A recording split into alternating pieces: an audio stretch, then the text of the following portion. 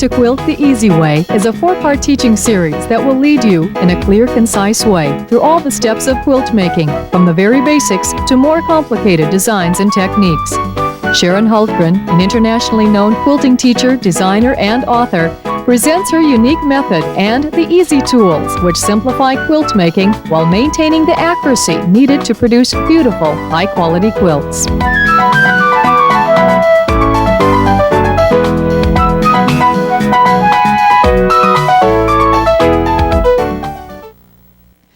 This first tape in the series, The Basics, starts at the very beginning as Sharon shows how to measure, cut, machine piece, and assemble a simple 4x4 baby quilt. Now Sharon will give you a preview of all the quilts you can look forward to making in this series. Hello, I'd like to welcome you to the new quilting series entitled Learning to Quilt the Easy Way. I'm Sharon Hultgren, and I will be your teacher as we begin at the very beginning of quilting. The first project in this series will be the quilt that you see in front of me. I've called it 4x4. When we do this quilt, we will be using the rotary cutter and mat and the thick acrylic ruler so that our squares can be cut perfectly straight, and then we'll cross-cut them and into smaller pieces that you see adjoining the larger white piece. This will be a wonderful first project for you, and I know you'll feel good about it when you've finished it.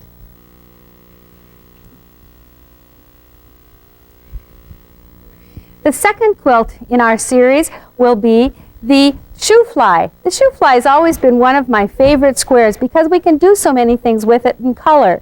Here you see it with sashing strips between it.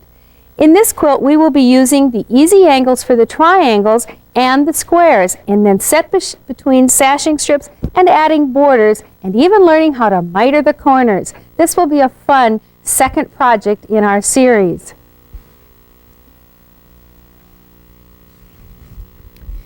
As we go on and do something a little larger, we're going to do a quilt that I've called Fox and Geese. Doesn't it remind you of the game we used to play when we were children in the snow, running between the corners, one being the fox and the other being part of the geese? And here we see the large secondary block joining the block, and in the large block we're able to do our quilting. We introduced the use of the companion angle in this quilt, and you'll find that you're able to cut those triangles on the straight of grain.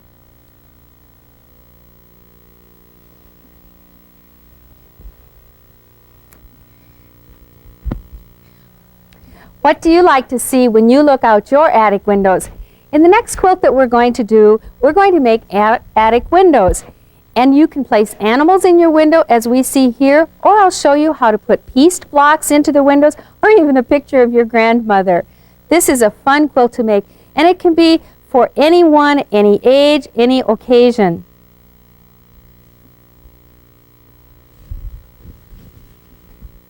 Reflections is a favorite quilt of mine.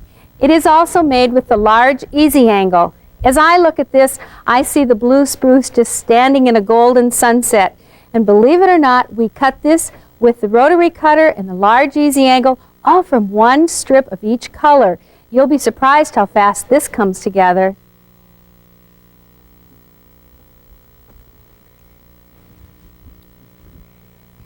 The 8-pointed star is always a quilt that some people fear making because of the sharp points and the way we like them to come together in the very center. We will use the Easy 8 in this quilt along with the easy angle and the companion angle. What makes this quilt special too is the fact that we use the sashing strips in the same color as the background from the star, which creates this wonderful floating effect of the stars and creates lovely spaces for you to do your quilting in. This one I think you'll have a lot of fun with. The Easy 8 also allows us to cut pieces into 2 parts and then sew them together and have them be the size of the largest diamond. And you see in this block, this quilt that we call double diamonds, you see the wonderful effect of the double star.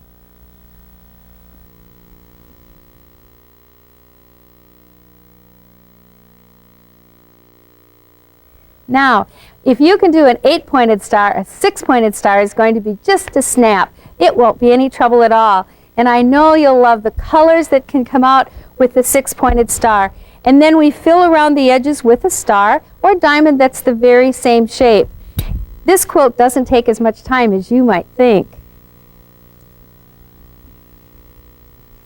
Using the same Easy 6 tool, we'll be able to create this tumbling block quilt. With 3 shades of fabric, dark, medium, and light, this quilt goes together very quickly. It can be made from scraps or new cloth, depending on how you want to make it.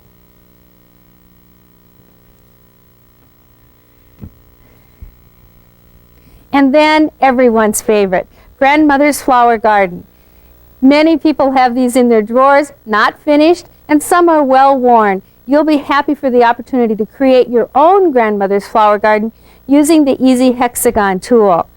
We're so happy that we have new fabrics that look like old fabrics, so we really can make it look like Grandmother's Flower Garden.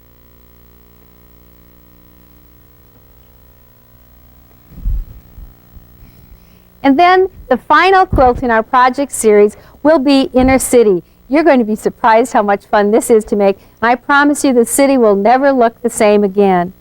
Well, these are the projects that we have planned for you in this new exciting series entitled Learning to Quilt the Easy Way.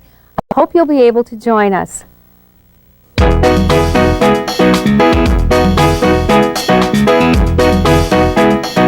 Hello, I'm Sharon Hultgren, designer of the Easy Tools, and I'm here to bring you the new video series called Learning to Quilt the Easy Way. We're going to show you some exciting new techniques for quilting more quickly and accurately.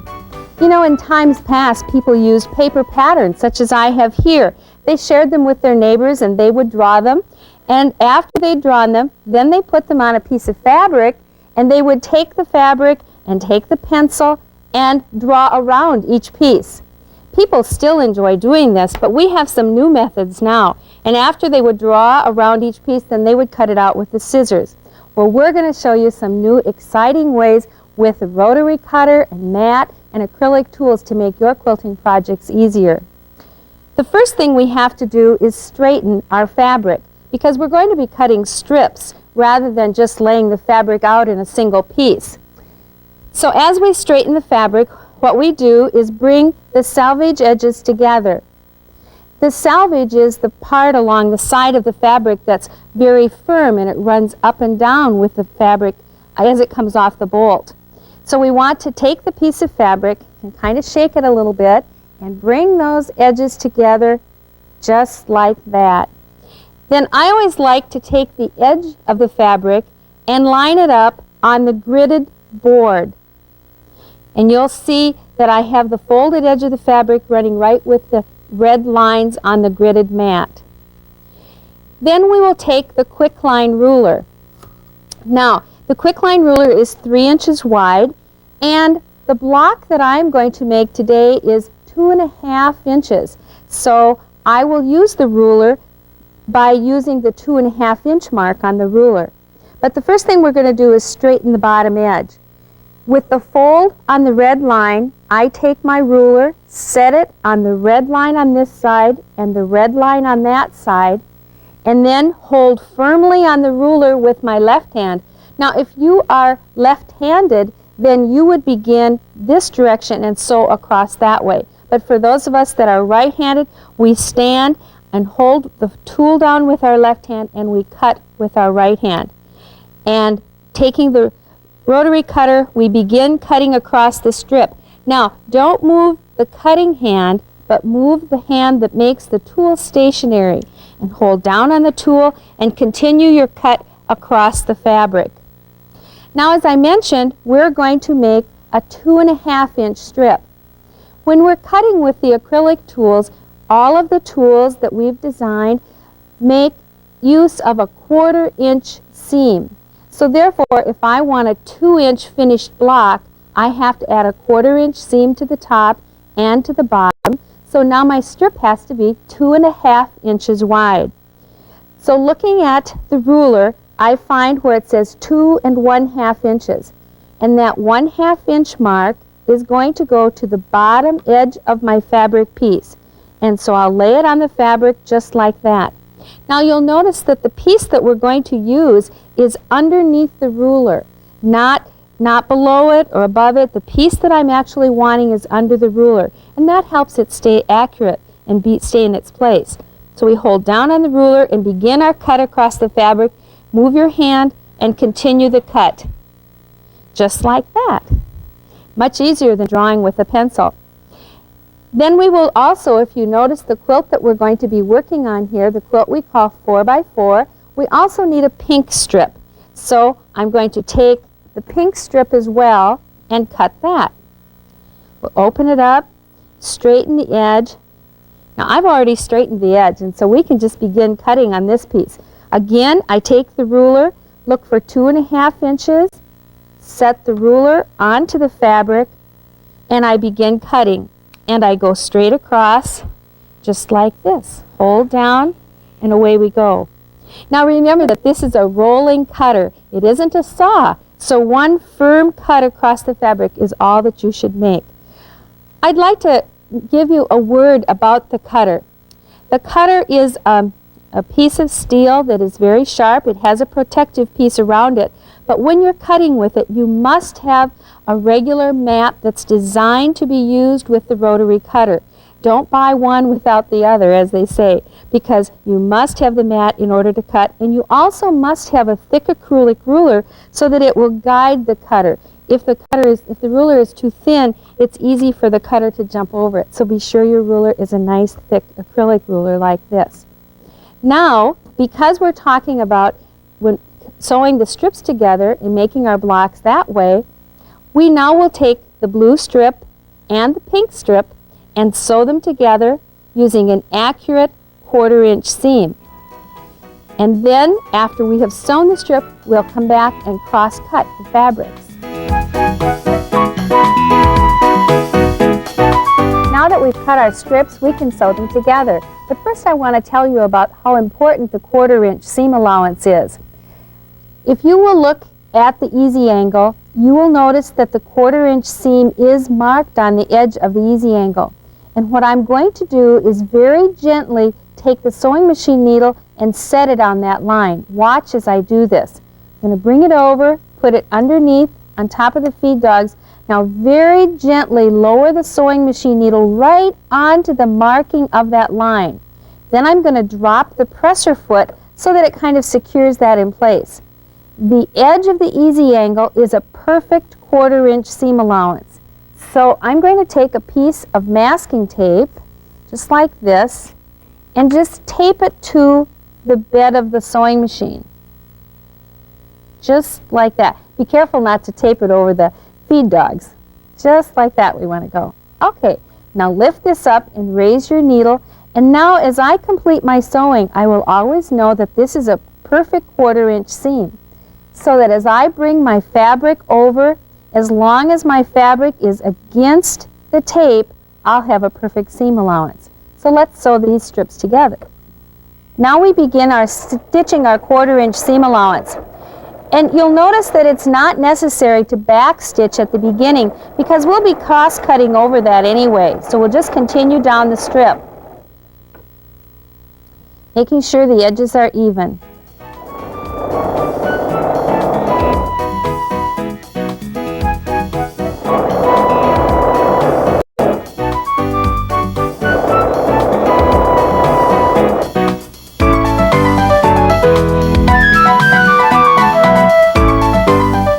Ready to press the seam allowance. I really believe pressing is very important for accurate piecing. Now, you'll notice that as we lay this down, we want the seam allowance to go toward the darker fabric. And here, I want the seam allowance to come toward the pink. So I'm going to lay the piece with the pink on the bottom half so that the iron can tip the seam over. You'll set the iron down and lift it, and it just rolls the seam right over. Just like that.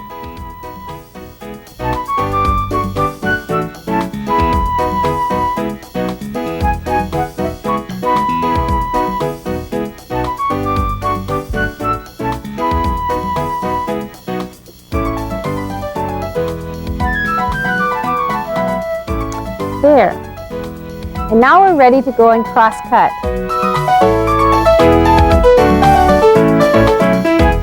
Now that we've sewn the strips together, we're going to be able to cross cut them.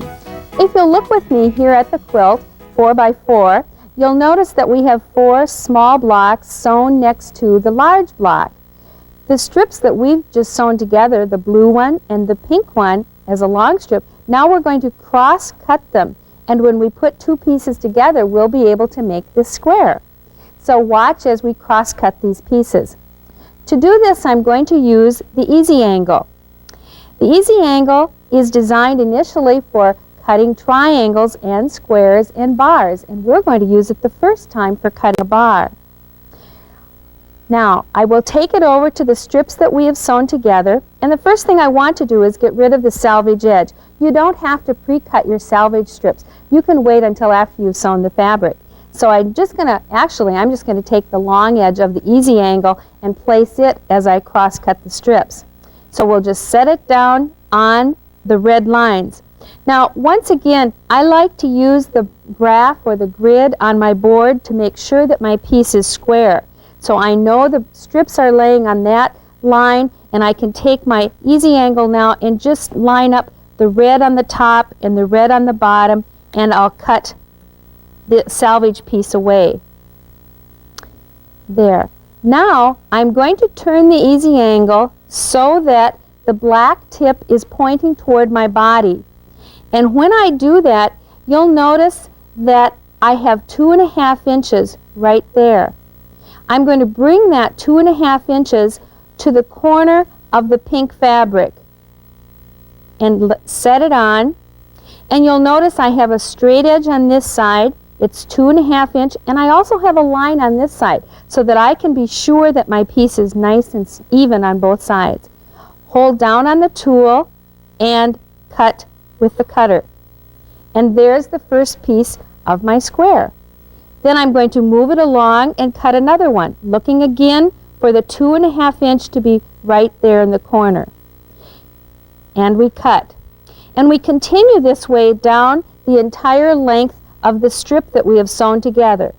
Just remember that when you're looking at the tool, the black tip is towards your body and the printing is actually backwards.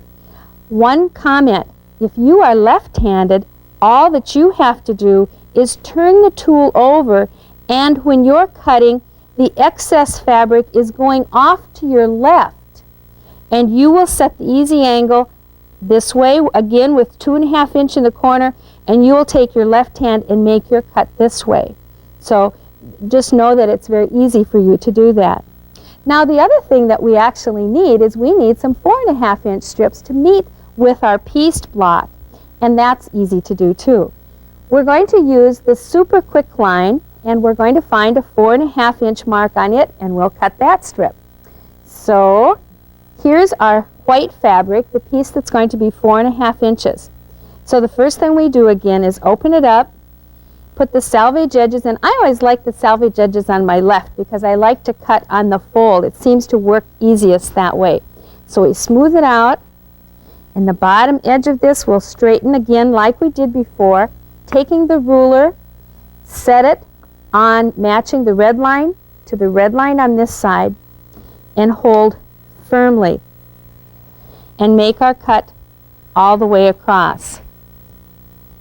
Now some of you might notice that I'm cutting across my body instead of straight out in front as maybe you've done before.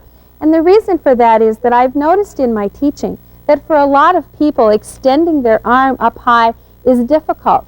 And I've learned that people have better control going across their body this way. So if it seems strange for you, try it. Okay, now we're going to look for 4.5 inches on the super quick line. You'll notice it's 1, 2, 3, 4, and there's a half. If I take that 1/2 inch mark and put it on the bottom edge of my fabric, just as we did with the other colored pieces, it'll just match up fine. And then hold on to the ruler and cut across. Again, moving the positioning hand, but keeping the cutter into the board. And we have our 4.5 inch strip. Now once again we can take the small easy angle and find the 4.5 inch mark and cut our blocks. But we can also take the large easy angle and do the same thing. When we use the large easy angle, again, the black tip is toward our body, and we look for the number 4.5 inches. So we'll pull this over, just like that. Now, the first thing we have to do once again is get rid of that selvage edge. So with the fabric laying on the grid, I'm just going to cut a piece off the end. And it doesn't have to be an exact measurement. It can just be wherever I'm cutting. But now, as I lay the easy angle onto the fabric, if you'll notice, there's the 4.5 inch mark. And remember that 4.5 inch has to be on the fabric. So I set it down, hold on to the easy angle, and make my cut. And I have a 4.5 inch square. I'm going to need several of these, so I'm going to cut some more.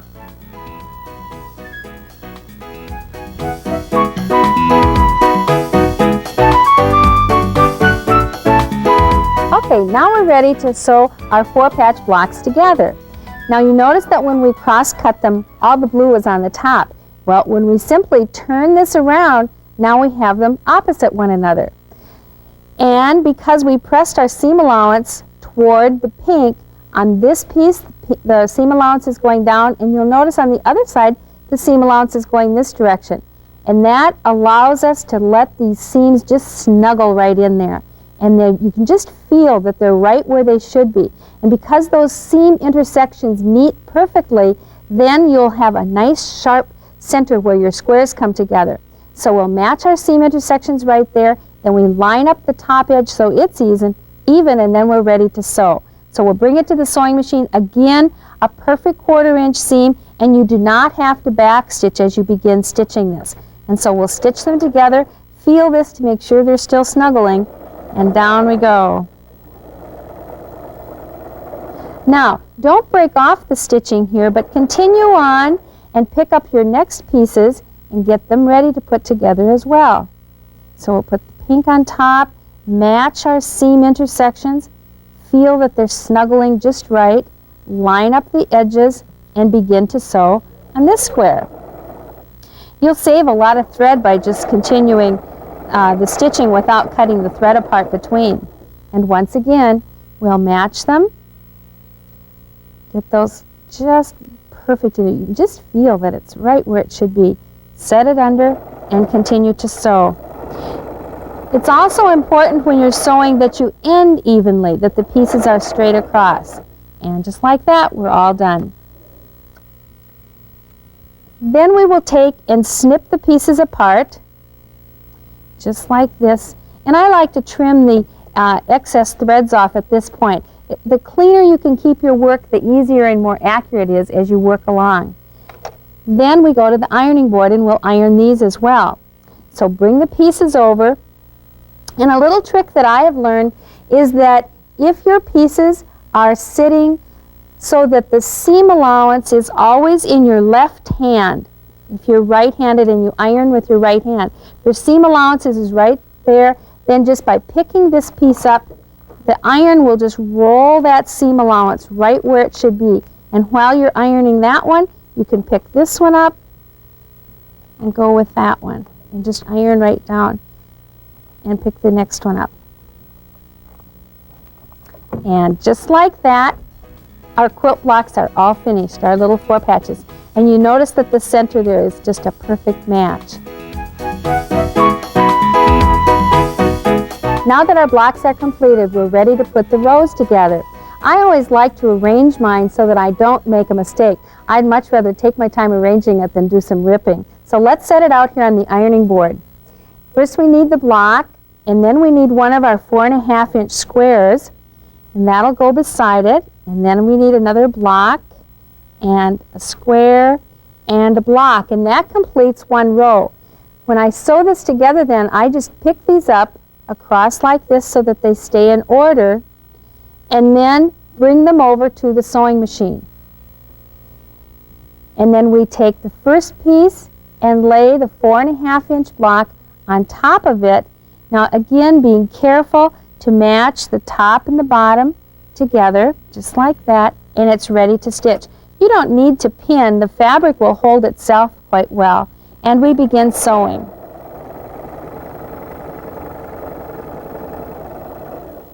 This time we do need to break the thread and then open this up and add the next block to the 4.5-inch square on this side. Right sides together. Just like that. Again, being careful about our 1/4-inch seam allowance.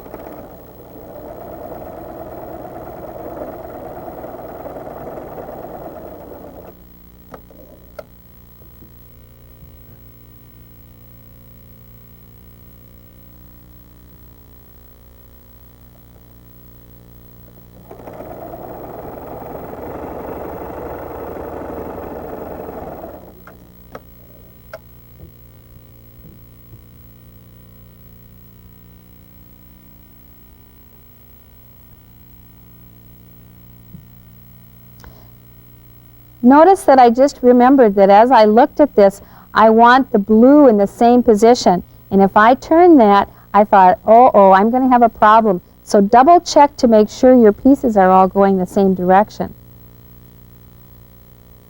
Blue on top and pink on bottom. Maybe that's a good way to remember.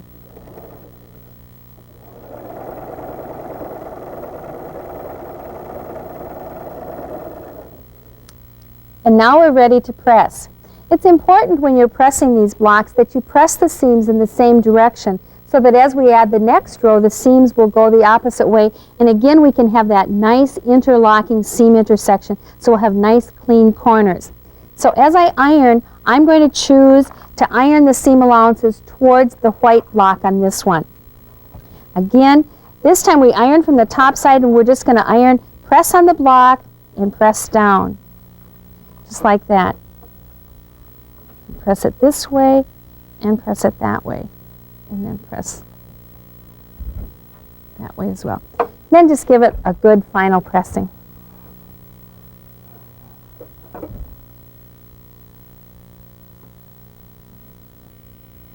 And now that our rows are completed, we're ready to put them one next to the other.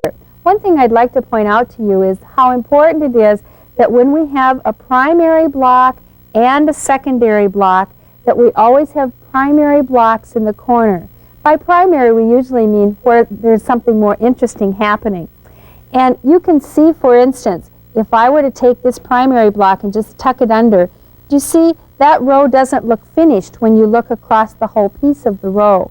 And so you always want to have the corners matching. And the same on the length of the quilt. You will want these in all 4 corners. So we bring row 2 in right behind it, and this time the secondary block is on the end, and that's how we get the staggered effect. Now when we put the 2 rows together, of course they go right sides together, but now we want to make sure that our seam intersections are matching. And so once again we come and we bring those seam intersections and just tuck them right in. And the reason that they will match is because we've pressed the seam allowance towards the white on this row, and we've pressed it towards the row on this row, so that as they come in, once again, they're just snuggling. Now, I like to put a pin here because it's very important that each time each square is sewn together, that it matches. If you need to do a little bit of easing, you want to do it between the pins. We don't just sew off and cut off what's left over at the end. And so we'll pin this all the way across, matching seam intersections and matching the edge so that it's nice and even. And just a couple more here.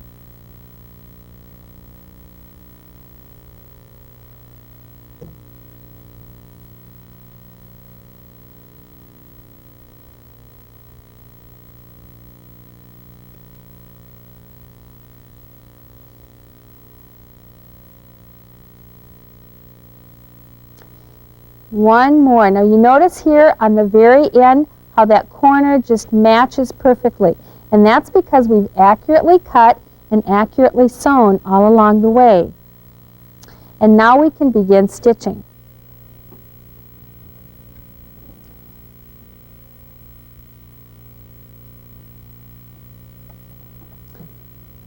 Okay. Again, it is not necessary to reinforce the end there because we'll put a border across that, so it will be secured by what we're sewing to it next. And begin stitching. And if you have to stretch it just a little bit, that's fine. A little bit of easing can happen between where you begin stitching and where the pin is setting.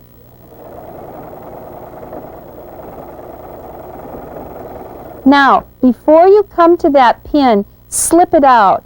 It isn't going to move that much, but you don't want to sew over a pin. And so then we come down into the next section. And it's important that that seam allowance stays up. So when you pull the pin out, if you don't think the seam will stay there, you can get a tool such as this to just hold that seam right where it belongs and kind of tuck it up under so that as you sew along it stays where it belongs. Take the pin out and continue stitching.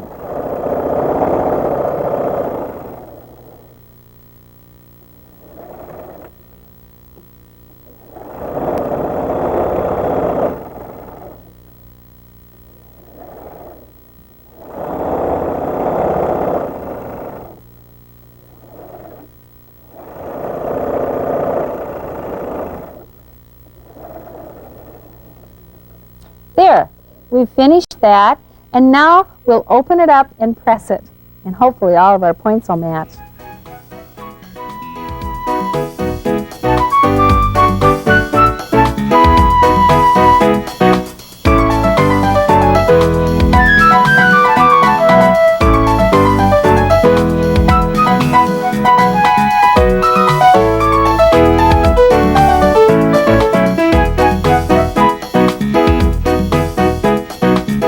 Now that we've sewn the rows together, we're ready to put the borders on.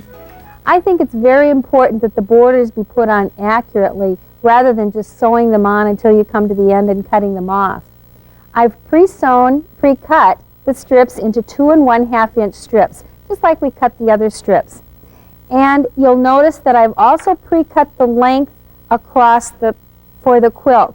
Now this is how I always do it. We know that these blocks were 4-inch blocks, and we have 7 of them. So 4, 8, 12, 16, 20, 24, and 28. I know this piece needs to be 28 inches plus my 1/2 inch seam allowance. So I pre-cut the border strip 28 1/2 inches, and it's ready to sew on to the top of the quilt. We'll also sew the same size piece to the bottom of the quilt so that the top and bottom are even and perfectly matched. Then to do that, we simply have to set the border strip on top of the quilt, pin this end, and we'll sew it all the way across. Sometimes it might be easier if you sew with the top on the top side so that you can see where your seams are, but I kind of like smooth sailing on the sewing straight on the border. But just watch underneath to be sure your seam allowances stay in the direction that you've pressed them. So we'll drop the presser foot and begin stitching.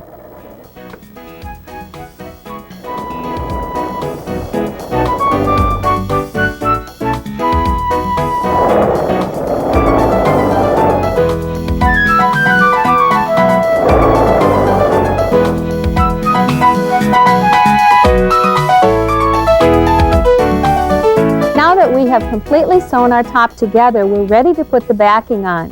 You'll notice that our last border matches, of course, the quilt, and that's something important to remember, that the borders that you put on your quilt should always be a part of what the main quilt body is, otherwise it'll look like you just needed a bigger quilt. So we want the backing, then we also want the backing to match our last border. And the reason we want to do that is because we're going to turn this quilt instead of binding it. And I've learned that it looks better if the backing and the last border are the same. Sometimes if you put another color on the back, it kind of looks like your slip is showing. And so to create the back, this is what we want to do. We need a piece of fabric as large as the quilt top. So the piece that I have here should be just about the right size. Let's check it out. Open it up. And yes, it covers the quilt so that I know it'll be just fine. Then I'm going to do something that you're going to really wonder about. I'm going to take this piece of fabric and fold it in half and I'm going to cut it right there. Now because that's kind of a long cut, I'm going to quarter fold it just like this, and then I'm going to cut that folded edge apart. That's just an easy way to kind of measure where I'm cutting. And so I'll take my rotary cutter and take my large ruler, set it on the edge, and I'm going to cut just the smallest little sliver off, because what I'm really doing is just cutting the piece of fabric in half. So hold down on the ruler and make the cut just like that. See, this is all that we're getting rid of. We're just cutting our piece in half. Now I'm going to go over to the sewing machine and I'm going to re-sew this piece right back together again. But you'll notice when I get over there, I'll show you that when we sew this piece back together, we're going to leave an opening in the middle. And what will happen is we'll stitch and leave this space. And next time we come over to the table, I'm going to show you how we'll put the batting and the quilt and the backing together, and we'll turn it all inside out, and just like that we'll have a puffy, wonderful quilt. Let's go sew it together.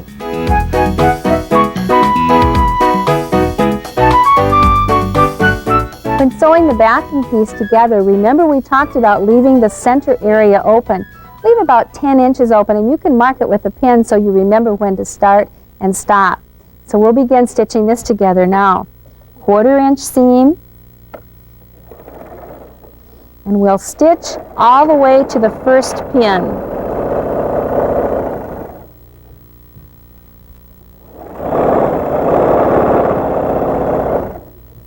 I'm coming to the pin, and just before I get to the pin, I'm going to actually back stitch so it's a little more secure right there.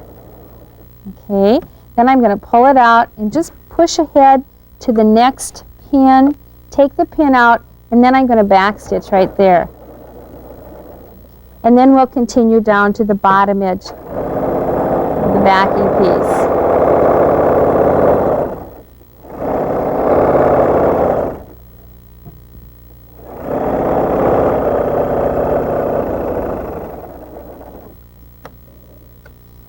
Now I will press this seam, just both the seam allowance going one direction, and it'll be ready to put onto the quilt top.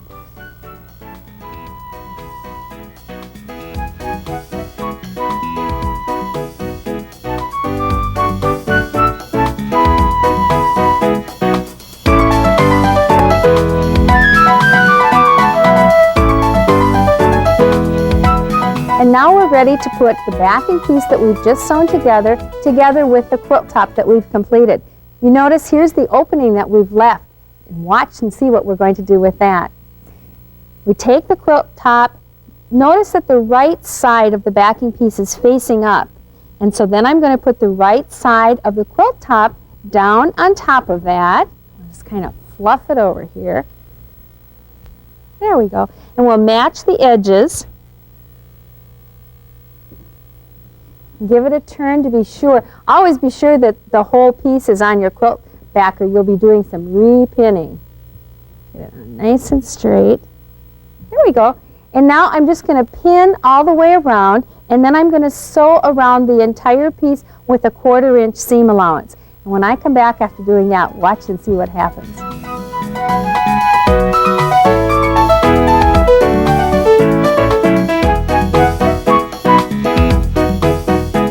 I've completed the stitching all the way around the outside of the quilt top, piecing it together with the backing piece. And we're going to lay it out flat on the table, and we're going to put the batting inside.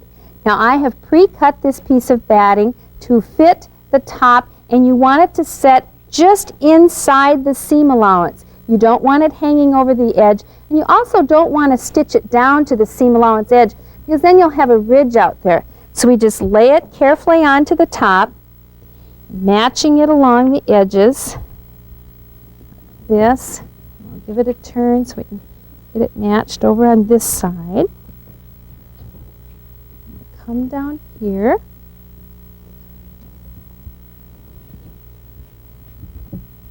Just like that. Now, watch this. We're going to take this corner and we're going to roll it in just like this to the center. Roll this corner into the center here. Pull this one in, like that, and then reach far and take this corner and go like this. Now watch, remember that opening that we left in the back? We're going to pop everything right through that opening, just like this, kind of like making a popover or something. And out it comes. You straighten it and shake it. You have to be kind of gentle while you're doing this. Just like that.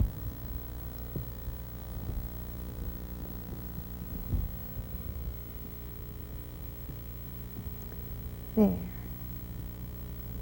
Now the batting is tucked inside. I'm going to turn it over and just reach my hand inside and poke the corners out so they look a little nicer.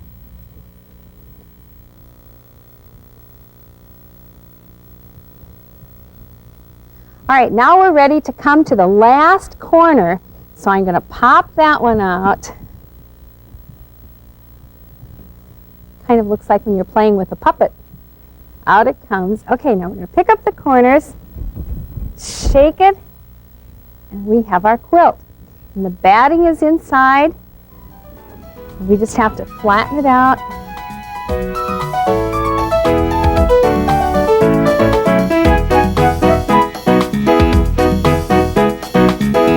There, I think all the corners are tucked out in a way, so now our quilt is ready to finish. If you want to, you can take your sewing machine and stitch right along the edge, securing the border to the backing right there. It helps to stabilize it a little bit. But then, I think a fun and easy way to finish the quilt is with tying. And all you need is a strong needle and a piece of string, or anything that's strong enough so that when you tie it, the knot doesn't come out. Go down into the quilt, come up on the other side, pull it through, and then hold it up just like a tree and think that the rabbit runs around the tree and comes up through the hole.